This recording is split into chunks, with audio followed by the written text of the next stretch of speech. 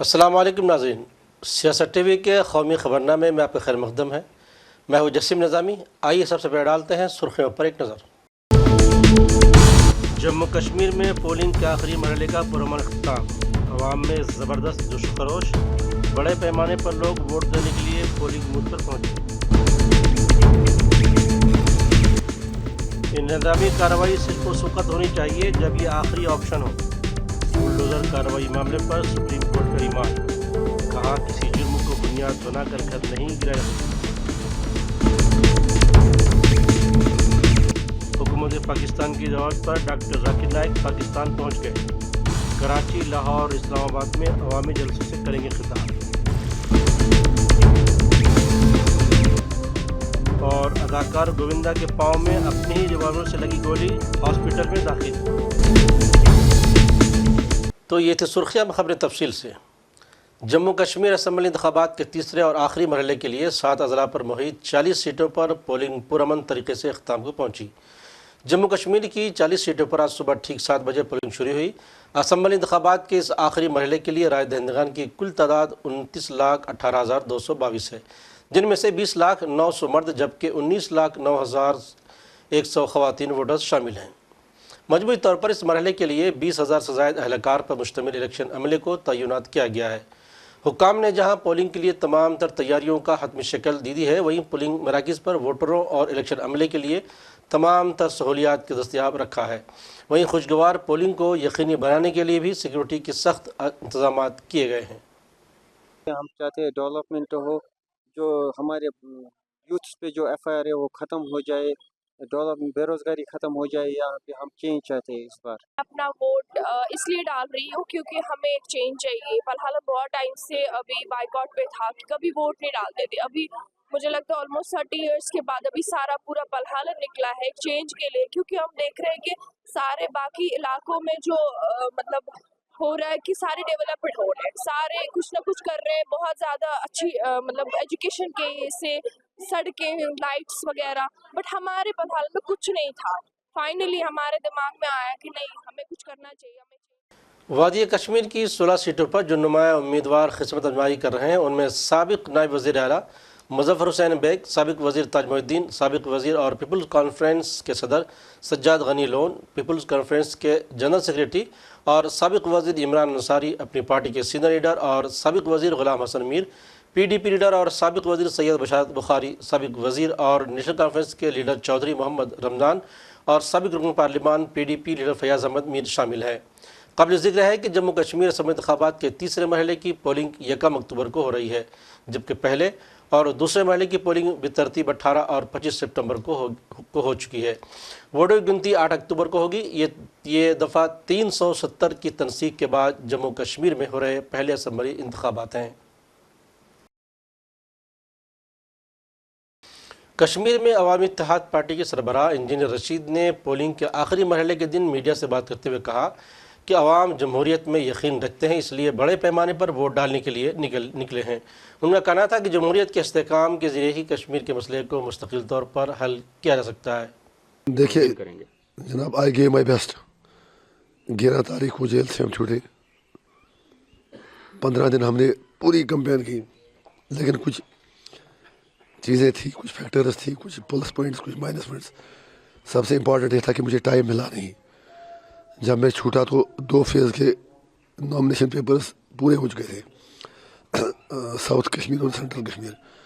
तो अगर हम बेहतर होते तो शायद we have made better selection of candidates, we could have properly हमने प्लान किया होता। तो फिर भी उम्मीद है कि अच्छा ही होगा। Let us hope. जिस तरह 8 तारीख का वेट कीजिए। जिस तरह से 2 फेज़ की पोलिंग ख़त्म हो गए हैं, 3rd फेज़ है और पोलिंग परसेंटेज एक्सपेक्टेशन से ज़्यादा हैं, किस तरह से देखते हैं बदलते हुए? पोलिंग परसेंटेज इसलिए ज़्यादा है कि लोग स्टेट ऑपरेशन का शिकार हैं, बोलने की आज़ादी नहीं है। 5.5 साल बल्कि 10 साल जब PDP ने पावर संभाला 2014 में, लोग तब से दबे हुए हैं। तो लोग अपने सेंटिमेंट्स को एक्सप्रेस करना चाहते हैं। वोट भी उसका एक तरीका है। लोग तब्दीली चाहते हैं। लोग समझ चुके हैं कि अगर वो कुछ अचीव कर सकते हैं तो डेमोक्रेटिक मीन से ही अचीव कर सकते हैं। वायलेंस का एक अच्छी सोसाइटी में कोई जगह नहीं है। लेकिन उसके लिए ज़रूरी है कि जो स्टेट है, स्टेट पावरफुल होती है, स्टेट भी उसी हिसाब से रेस्पॉन्स करे। अगर लोग वोट डालते हैं तो उसको उनकी कमज़ोरी न समझा जाए। कश्मीर के लोग हमेशा डेमोक्रेसी में यकीन रखते थे। इवन जब वो कश्मीर इशू का रेजोल्यूशन चाहते हैं तो उसमें भी वो डेमोक्रेसी की बात करते हैं कि जो आपने प्रोमिस किए हैं लोगों से पूछा जाए कि what is the best solution. अच्छी बात है, लोग वोट डाल रहे हैं। हमें उम्मीद है कि इसके बाद एक रिकन्सिलेशन का दौर शुरू होगा। उधर सुप्रीम कोर्ट ने बुलडोज़र एक्शन केस की समाअत के दौरान अवामी तहफ़्फ़ुज़ के उसूल को सामने रखते हुए कहा कि किसी भी इक़दाम से पहले मुतासरा लोगों को मुनासिब वक्त देना चाहिए। जजों ने यह भी वाज़ेह किया कि अवामी सड़कों और फुटपाथ पर बने गैर कानूनी ढांचे को कोई तहफ़्फ़ुज़ नहीं दिया जाएगा।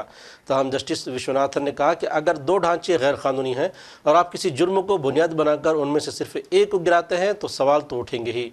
जजों ने इस बात पर भी जोर दिया कि किसी भी गैर कानूनी ढांचे को मुनज़्ज़म करने का अमल तब क्या करना चाहिए जब तमाम दूसरे मुतबादिल इक़दाम ख़त्म हो चुके हों। समाअत के दौरान अर्ज़ी गुज़ार के वकील ने कहा कि हम सिर्फ म्यूनसिपल क़वानीन के तामील का मुतालबा कर रहे हैं। हाल ही में गणेश पंडाल में पथराव का वाक़या पेश आया, बुलडोज़र फौरी तौर पर इलाके में पहुँच गए। ये सब बंद होना चाहिए। यूपी में जावेद मोहम्मद का घर उनकी बीवी के नाम था। जावेद पर हुजूमी तशद्दुद का इल्ज़ाम था। पूरा 2 मंजिला मकान मुनहदम कर दिया गया। ये इतना आम हो गया है कि ये बातें कहकर इलेक्शन भी लड़े जाते हैं। दलाइल सुनने के बाद जस्टिस विश्वनाथन का कहना था कि हमारा मानना है कि निज़ाम की कार्रवाइयाँ सिर्फ उस वक्त की जानी चाहिए जब यह आखिरी ऑप्शन हो। सुप्रीम कोर्ट इसने इस बात पर जोर दिया कि वह ऐसी कार्रवाइयाँ नहीं करेंगे जो गैर कानूनी कब्ज़ा करने वालों के लिए फ़ायदा मंद हो और उन तमाम मामलात में कानून की रोशनी में फ़ैसला किया जाएगा। फ़िज़ाइया के air chief marshal AP Singh ने 1 अक्टूबर को अपने अहम फोकस के शोबों के बारे में पूछे जाने पर बात करते हुए कहा कि फ़िज़ाइया खुद इन्हिसारी, ऑपरेशनल सलाहियतों और बेहतर तरबियत की तरफ आगे बढ़ना जारी रखेगी। ये मेरी तवज्जो के शोबे होंगे और वक्त गुजरने के साथ साथ हम उसके बदलते हुए हालात के मुताबिक ढालेंगे। So I want to place on record that the Air Force will continue to moving forward the way we have been doing towards our self-reliance, towards our operational capability, better training. So that will remain my focus areas also. And of course, as the time goes by, we keep realigning to the situation as it changes. Sir, you have been very closely associated with the indigenous fighter aircraft programs. Recently also we saw you intercepting German chief and flying the solo LCA Tejas. How do you see the future of indigenous fighter aircraft programs in the Indian Air Force and in the country, sir? Yes, I have been associated with Tejas program right from its flight testing days. So it is quite close to my heart, and I know that this aircraft has the capability. It's a little too small an aircraft for the current situation. However, we have place for such an aircraft, and we've ordered already 200 plus orders, 200 plus aircraft of this type. But we need to move on now. We need to focus more towards Mark II and AMCA program. We have the capacity and capability within the country to achieve this. However, I think we need to focus all our energies. Everybody has to come together. The forces, the DRDO, the private industry, the PSUs like HAL, everybody has to come together to make it a success. And we are relying heavily on these two platforms, and I think all depends on these people now, the group together. And sir, you have talked about the Sudrid Air Force. Army chief general Upendra Dwivedi ने चांकिया defence like dialogue से मुखातिब करते हुए इशारा दिया है कि मणिपुर तशद्दुद में म्यांमार का अहम किरदार है। उनका कहना था कि मणिपुर तशद्दुद के हवाले से बैरूनी ताकतों के मुलव्विस होने के कई शवाहिद मिले हैं और ये भी साबित हुआ है कि म्यांमार दरपर्दा यहाँ मुलव्विस है। Of course, with our perseverance now that has come to below 40,000. Similarly, this society has got weaponized to some extent. Why? Because the weapons were looted. That also needs to be seen. The women-led organizations have come up for the defensive purposes. The underground organizations have come up for the defensive purposes. The battle lines are getting hardened. Therefore, what we have done as of now, that firstly we have to be very clear, it has to be whole of nation approach. As far as the Army and Assam Rifle is concerned, we have deployed approximately 126 columns of Army and Assam Rifle combined together in conjunction with so many other stakeholders which are already operating in this state. and we are trying to calm down the situation. We are trying to bring in the trust. We are trying to restore the trust. It will take its own time, because when the social cracks or the social fracturing takes place, it takes own time to kind of recover. But what has also happened that we've been able to recover a large number of weapons. Approximately, if I can say that 25% of weapons have already been recovered, and double the weapon which are of local kind, that also been recovered. I've also gone and met the ex-servicemen, because they are the last bastion of national integration and social harmony. They are advising us how to go about it. We are working closely with them, as well as the central administration, to look into what are the possible lines of effort which we should go ahead in future. Are there concerns about foreign assistance to certain militant groups from Myanmar? If we retrace the history of Manipur, the issues are very, very complicated. We have to go back to the Kabao Valley and so on and so forth. We'll not talk about it. But what is important, we earlier had something called as Valley-Based Insurgent Groups, VBIGs. From where were they being supported? They were being supported from across. Now, similar kind of allegations is coming for the other groups. Out here, what we are looking at, that we should not allow wrong narratives to be built up. For example, there was a narrative of the bomb drones. We have gone on ground and checked up, there is no bomb drone. There was another wrong narrative which was said 900 anti-national elements have infiltrated. We checked up, there is nothing like that. So if we control that, I think things will be all right. Now what we are talking about, the external support. As far as the external support is concerned, Myanmar is having its own problem. When we are having their own problem, what happens? They also have उधर जन स्वराज के सरबराह प्रशांत किशोर ने वज़ीर-ए-आज़म नरेंद्र मोदी को एक कमज़ोर वज़ीर-ए-आज़म करार दिया है। उनका कहना था कि अपनी तीसरी मियाद में मोदी एक कमज़ोर वज़ीर-ए-आज़म बन गए हैं और उनकी मकबूलियत में भी कमी आई है।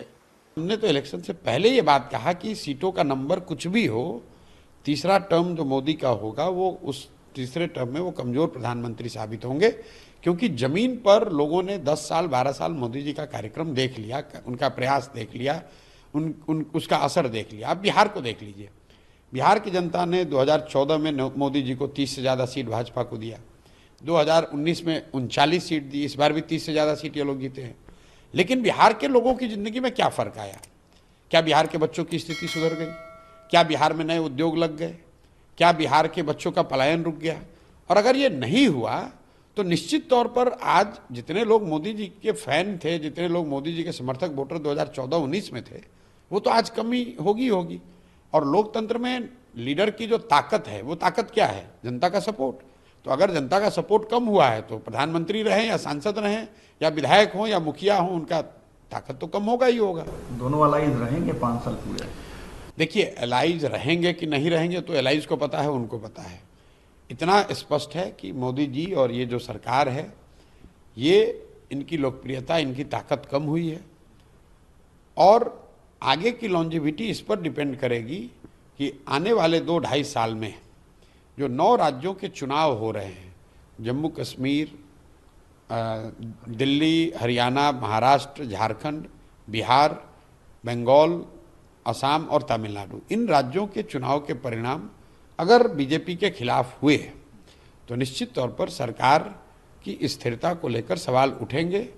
अगर इन राज्यों में बीजेपी ने अच्छा परफॉर्मेंस किया तो उनकी ताकत बनी रहेगी।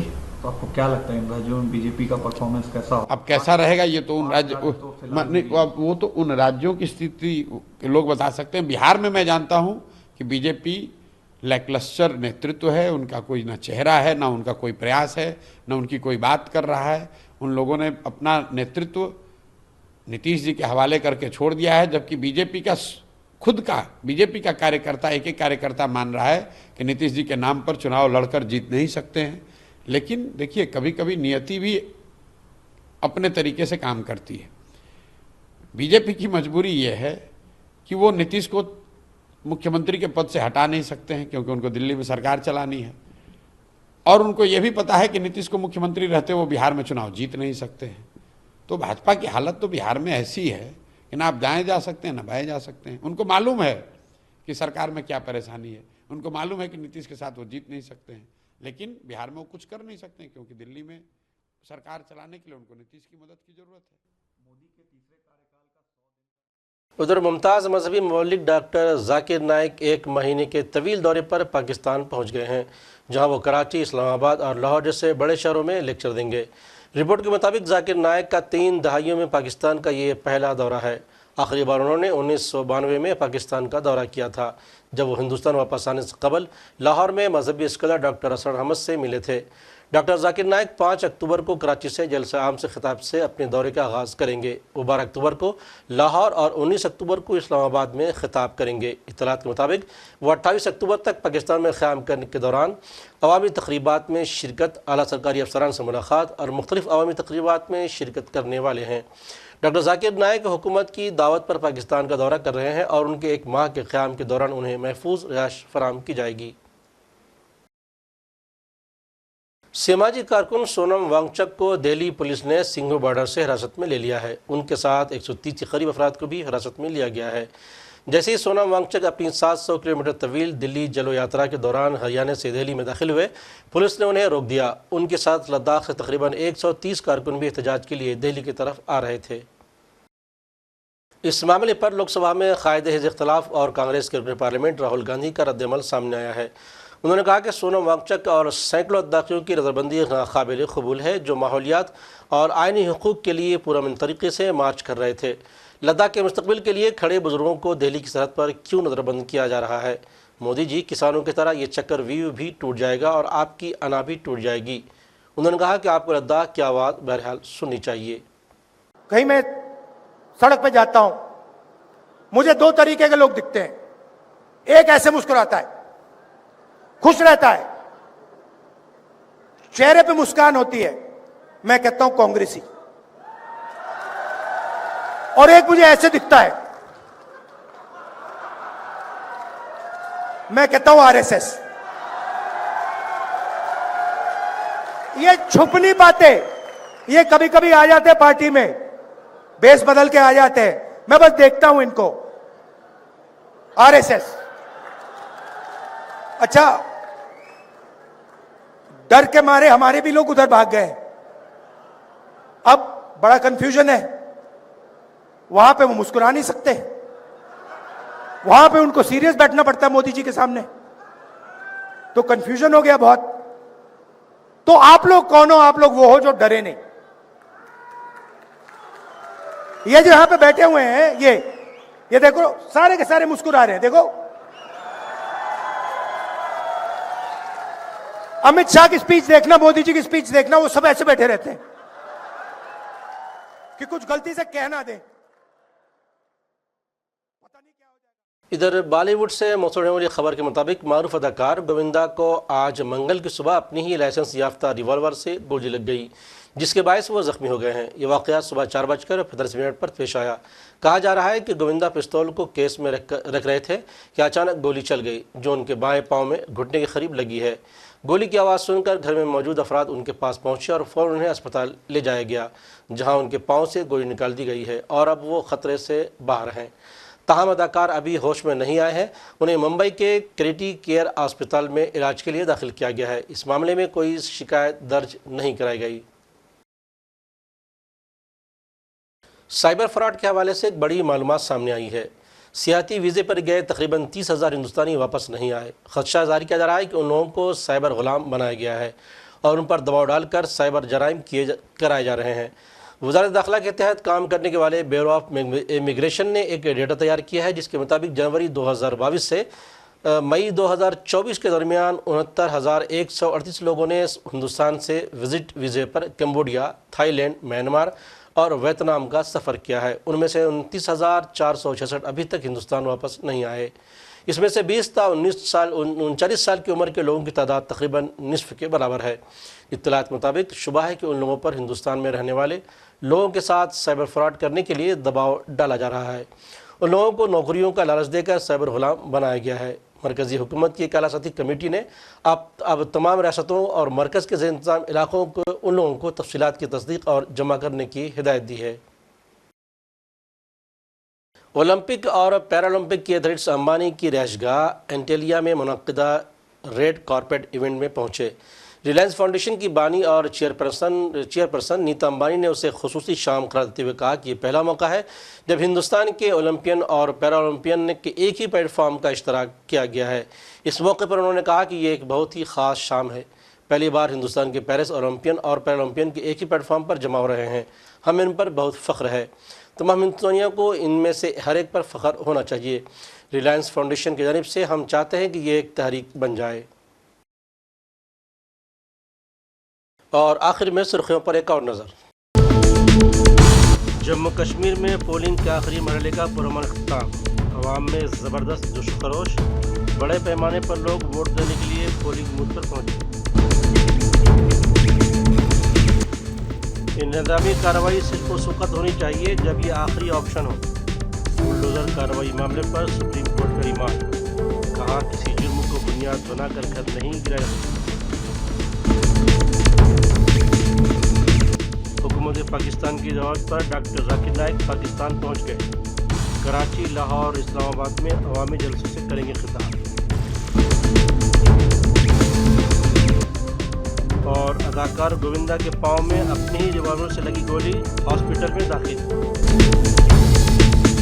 तो नाज़रीन, सियासत टीवी के कौमी खबरनामे में आज बस इतना ही। मज़ीद अपडेट्स के लिए आप बने रहें सियासत टीवी के साथ और मुझे और सियासत टीवी की पूरी टीम को दीजिए इजाज़त। अल्लाह हाफ़िज़।